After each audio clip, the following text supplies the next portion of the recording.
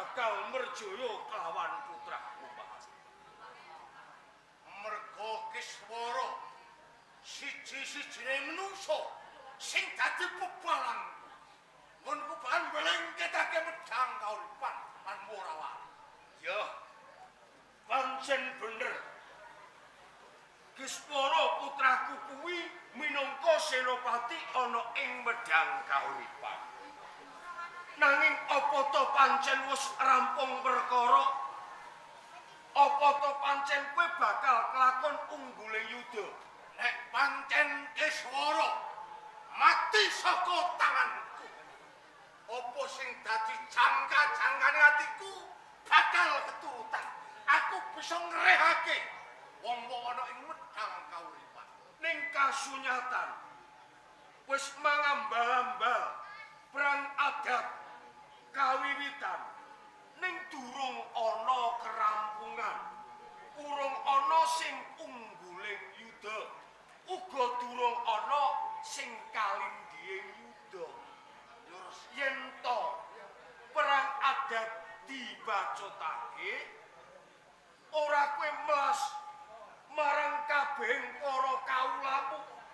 Ing kono akeh para randha sing padha tangisan, para anak sing ditinggal bapake merga kegawa saka kejeming peperangan. Serba suki mawa beyo. Wong mukti ngono kudu kanthi pangorbanan sing gedhe. Iki ana bakal kelakon panjang kamu, kowe bakal mukti ana ing Kabupaten Worawari lan keluargamu lan kabeh para kawula. Ana siji dalan.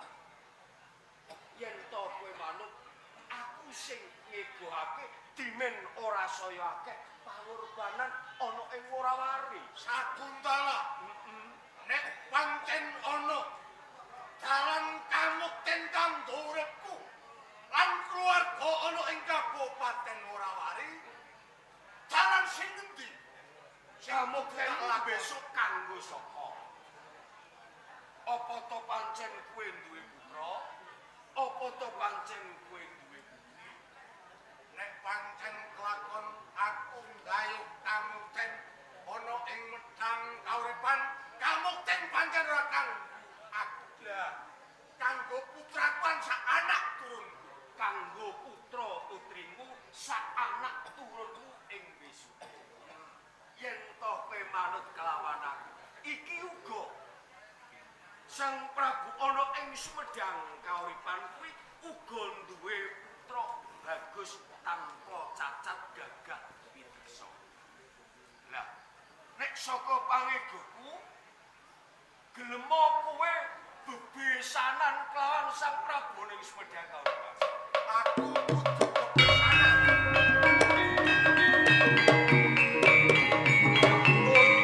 Peperangan perang adat medang kauripan lan Morawari.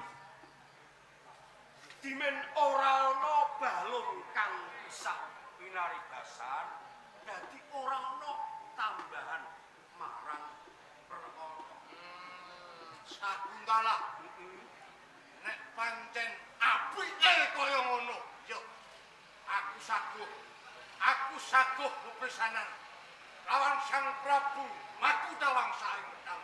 Kowe sago? Ya kula saka kuwi sawetara. Aku tak mrene kabar lawan putraku Mahadeva. Ya, nek pancen kaya ngono, enggal-enggal kabar ana putramu Mahadeva. Sawetara aku njaluk pamit. Ya, aku sing tanggung jawab. Ya.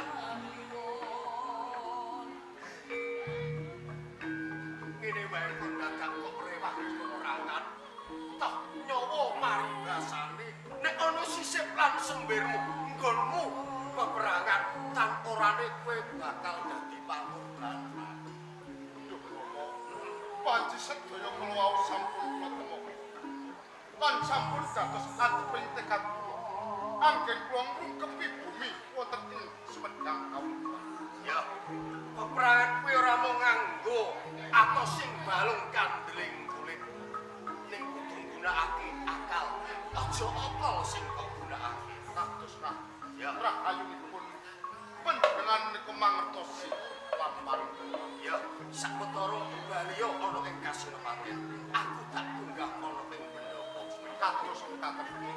marang kamu.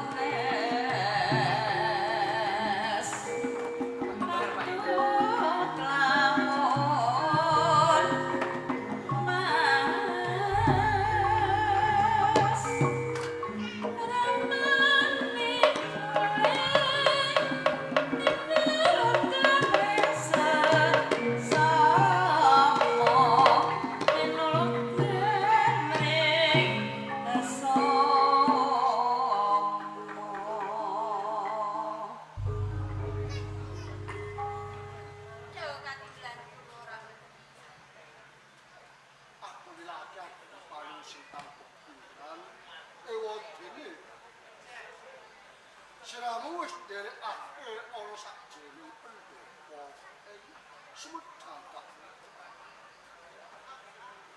Akeh para punggawa bojo sing ing kono padha wabnantara. Siramu tak tulungkuh kang prayoga. Istirahat. Dewa katimbalan Kang. Siramu tak tulungkuh kang prayoga. Terus ngaten istirahat dewa. Kakar patus sakutan. Dawuh tinimbalan kula Samprawa. Ari kalian gamen kula boten satu sowanipun. Kakang patus sakutan. Dene ing ari kalian gamen kepenjenengan. Maksud bahwa pendopo Sumedang Kaupaten.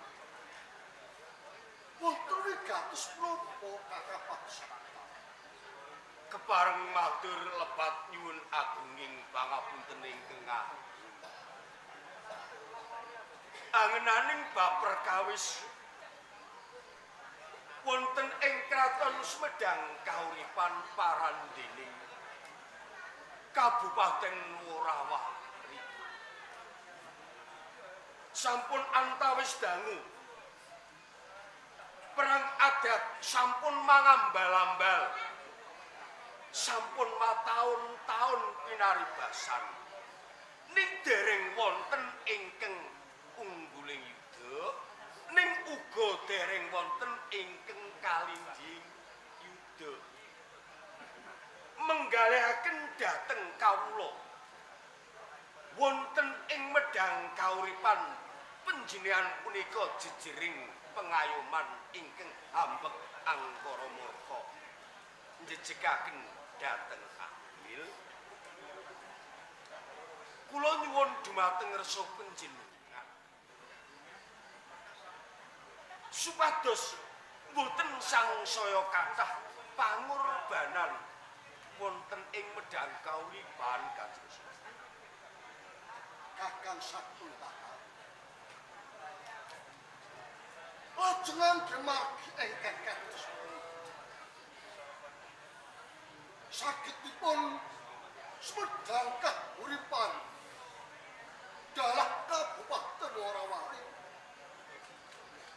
Peperangan menika saged kasira. ngaten Kanjeng Sinuwun panjenengan punika kagungan putra ingkang gagah pideksa bagus tanpa cacat. Ra inggih to? Tradisi. Lah semanten ugi Mahadewa saking Kabupaten Warawari punika kagungan putri.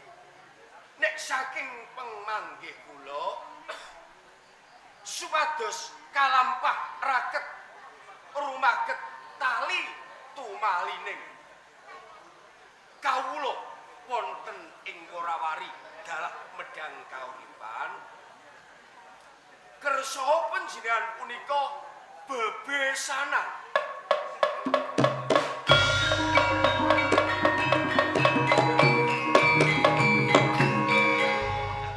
bebesanan kalian Bupati Mahadewa saking Worawari. Kakak sakitan. Menapa ngangge margi engkang kados kekanten.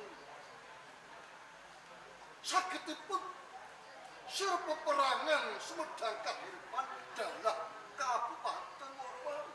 Kula pitados nggih ming setunggal punika marga yen to panjenengan kalampah bebesanan kalian Bupati Worawari ibarate mboten wonten galung ingkang pisah manunggaling kawula dalah Gusti badhe kalampah mboten badhe wonten campuh perang adat malih Kakak sakitan. Nggih. Nalika ingsun penggalih sedaya aturipun Kakang Sakuntala menika wonten leresipun jalaran menapa mesake dhateng kawula ingkang boten mangertosi dodok saling perkawis ing mriku sami ngraosaken dados korban amung kagos saking peperangan terus kamangka Kakang Sakuntala ingsun durung paripeksa kaputraning sun Teguh Darmawangsa napa ing mangke putraning sun sagah kula dhawuhaken lan putranipun Mahadewa wonten ing Kabupaten Worawari. Sedaya kala wawrak semendhe dhateng resa panjenengan. Panjenengan ingkang kagungan pangwaos wonten ing medang kauripan saya-saya Teguh Darmawangsa punika putra panjenengan. Boten wonten jamak lan limrahipun yen to putra punika mbadal dawuh dhateng ngersa panjenengan. Prayogi menawi putra panjenengan menika dipun timbal. Ingsun mesake sowane putraning sun Teguh Darmawangsa. Kados yanten ngestaken dawuh.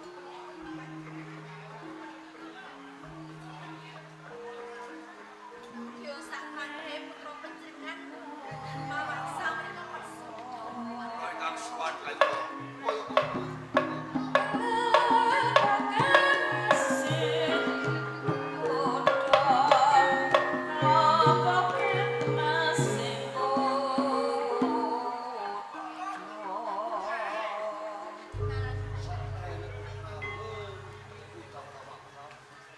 Wes ngadeg ana ngersane.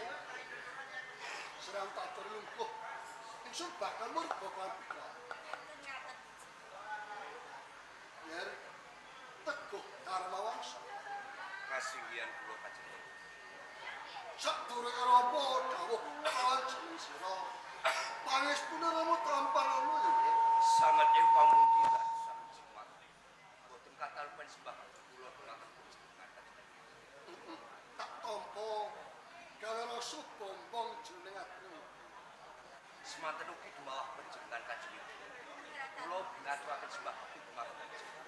Yo tak tampa. Pangestune ibu wae sliramu Kakang Jepang. Sangat ing pamunditan. Ya. Teguh Darmawangsa. Barang panjenengan kanjeng Rama Maktawangsa. Kaget jeneng atimu. Jeneng siramu tak timbali kasupaya. Ngadep ana ngersane Rama.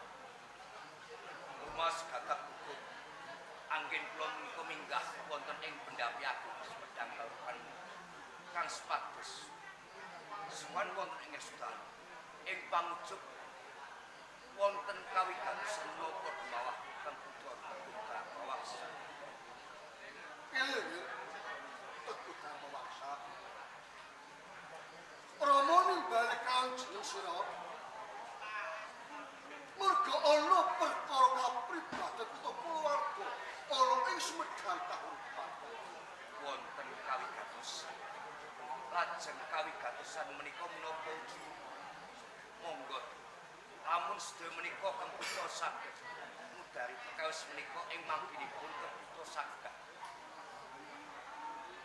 Rama iki wis sepuh. Ibaratnya sengene kae wis adoh saka produke caket barang suwi. Rama kepengin ngersakake ler prabon ing Sumedang. Panjenengan ngersakake dadi lengser ing kabeh.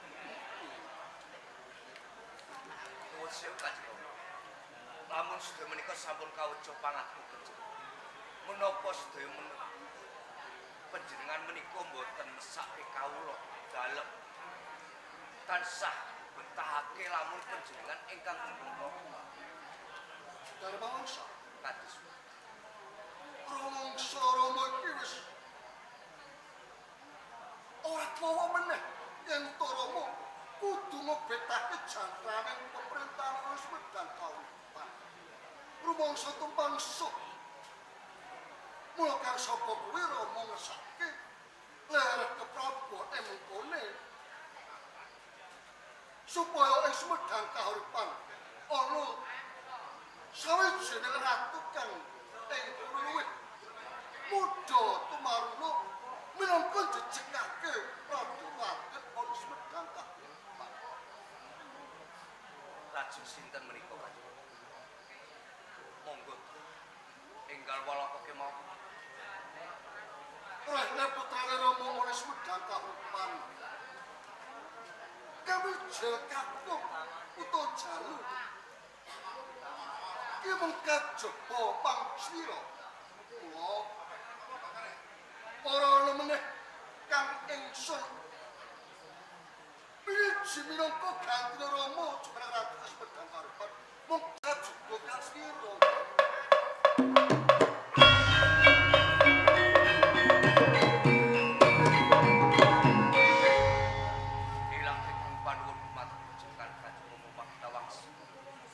Lamun panjenengan menika jumeneng kula anggantos minangka dados sesembahan wonten ing Sumedang. Kula saged Siramu saged nanging yen Dharmawangsa nanging kados sadurunge siramu Rama jumenengake ratu ana Sumedang kahuripan. Rama ngepengin yen to siramu nersakake palakrama utawa mengko sawijining wanita kinarya minangka dadi garwa Prawiswara. kula dados pangapuntenipun Kanjeng Rama. Menani bab kawanitan menika kula tasih amargi menapa anggen kula mapan wonten ing taman kesatria kula tansah sinau bab ulah praja, ulah kasusastra. Dados kula lamun cedhak kawan-kawanitan menika kula dereng gadah titikan menika. Dadi iki durung dan dewe titikan wanita kang minangka condonge atimu. Kapan kalau Restang Raman? Putramu durung duweni titikan wanita kang ing mengkone minangka dadi garwa Prawiswara. Ki iso kebadan ratu. Kula nyuwun panjenengan pangandikan. Yer Dharmawangsa. Itu pancen siramu durung darbe titikan wanita kang minangka dadi garwa Prawiswari ing bisike. Iki beneran ya? Rama ki darbe titikan wanita kang ing mengkone kinarya dadi garwamu minangka garwa Prawiswari. Panjenengan menika sampun gadhah titikan wanita. sedaya menika panjenengan sampun ngendikake kakados ngati lajeng sinten wanita. Monggo walaupun kemawon dumateng. Yen to siramu kepengin ngerti sapa putrane wanita kang bakal Rama jedhek ing kasiramu ora ana liya putrane Mahadewa ing Kabupaten Worawali kang aran Mahadewi.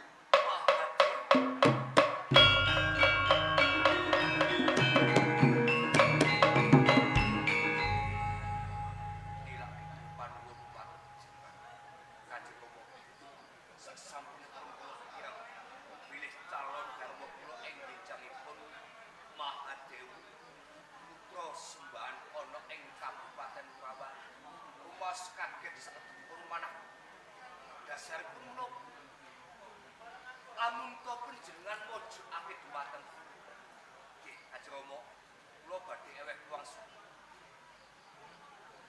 kula dhaup rawan Mahadewi ing wekdal sak mangke kula mboten sagah Ora sagah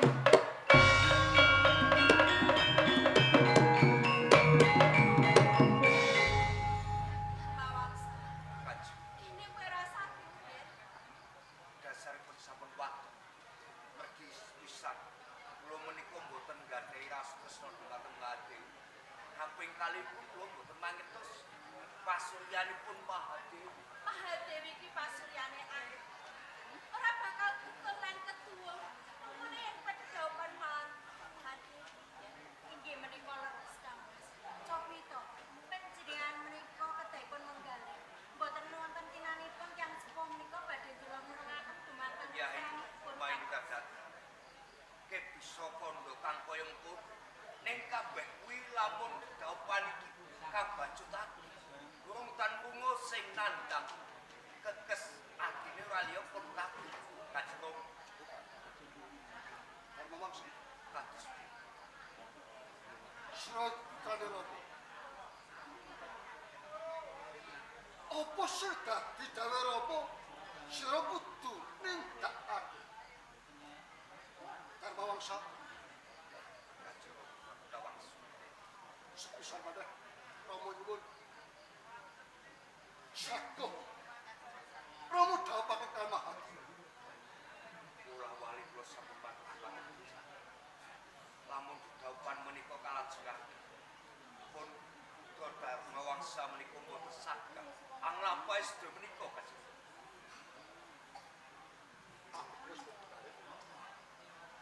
wis kepikir ya Dharma wangsa yen to kuwi sing kok kersake ora apa-apa siramu ora saged nanging Dharma wangsa Kakang Patsakutala kasihane lasramu dene Mahendra Data siramu kabeh minangka dadi paseksa besok lamun to Rama utawa ingsun wis bali ora ing pangayuan Gusti kabeh kawula tak keparengake padha caket marang makome Rama nanging ana siji kawula sing ora tak keparengake caket marang makome Rama sinten menika Teguh Dharma Wangsa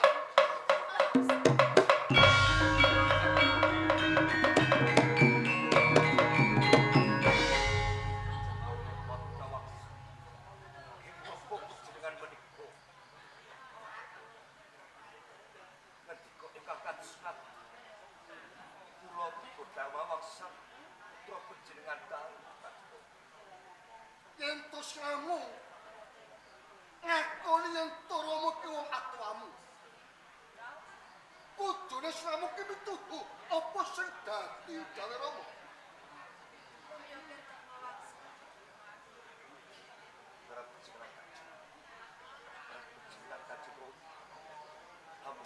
tansah mojo apik dasar mangke. Kula saged dawuhan kawan mati.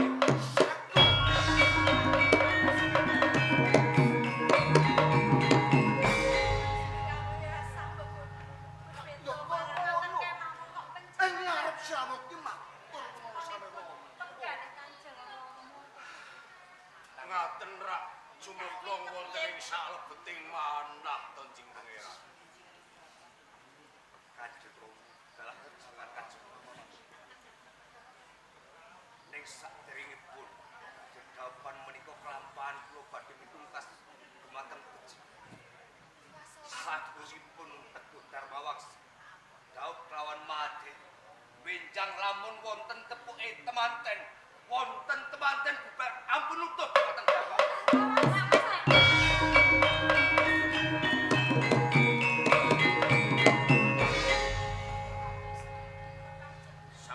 Sampun Sang Prabu.